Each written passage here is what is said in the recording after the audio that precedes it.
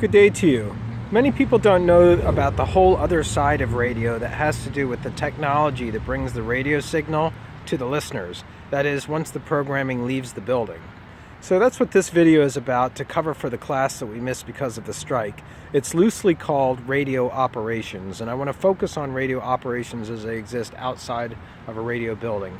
And you're looking at one piece of what I want to talk about right now, which is that satellite dish that you see on top of WESS radio over there in the McGarry building.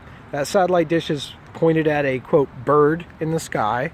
It's a orbiting geostationary satellite, and that satellite is allowing the signal that's sent all the way from London, England, to be bounced off of that satellite and then received in the dish on top of the McGarry building, where we then bring the signal into the studio through some hard cables. What you also didn't see on top of the rooftop there, next to the satellite dish, was a much smaller dish. And that dish is our weather station that we have on top of the McGarry building as well. Our weather station brings in the temperature, brings in the wind speed, and it also calculates the wind chill factor. And all that info is presented on a little digital readout that is in the studio for disc jockeys to choose to talk about during their radio shows. Radio is very much about now when you're talking on the air, so you want to make sure that what you're talking about is always as current as it can be. So the temperature, even if it's fallen 1 degree, if you're announcing that it's 78 and it's really 77, that's a big deal in radio. Radio has to be now. It has to be reliable for now. So the next step in the operations that I want to talk about is I'm walking actually over our radio cables. I'm not sure if I'm exactly on top of them right now, but as I go across the quad here, there are conduits that go underground which are carrying radio cables. And in actual fact, we don't use those cables anymore. We, over a period of time, migrated over to the internet. So now we actually send our signal from the radio studio to the transmitter over the internet.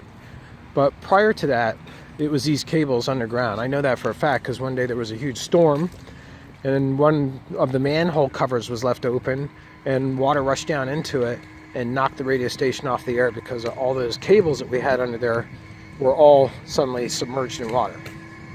So I'm walking up to the next spot that I want to talk about, which is where our signal arrives when it leaves the studio.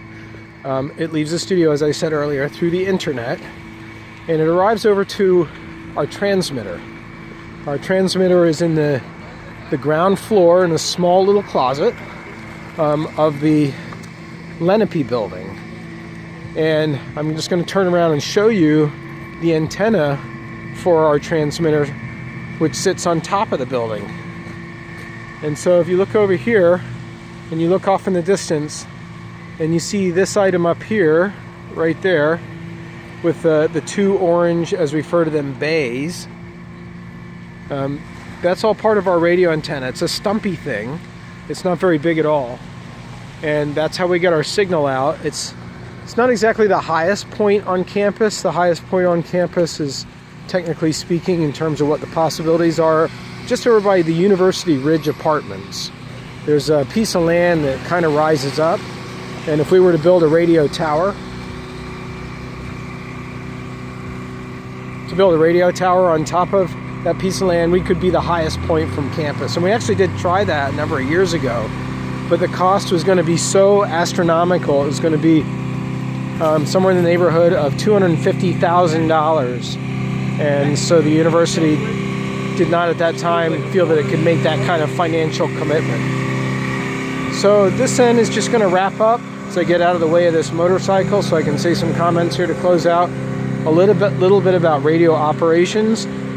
Trying to illustrate that what happens inside the studio, as we've been talking about with station management and programming and today's sales, is completely different from getting that signal from the radio studio to the antenna, and then from there out to vehicles, homes, and everywhere else where radio is listened to. Have a great day.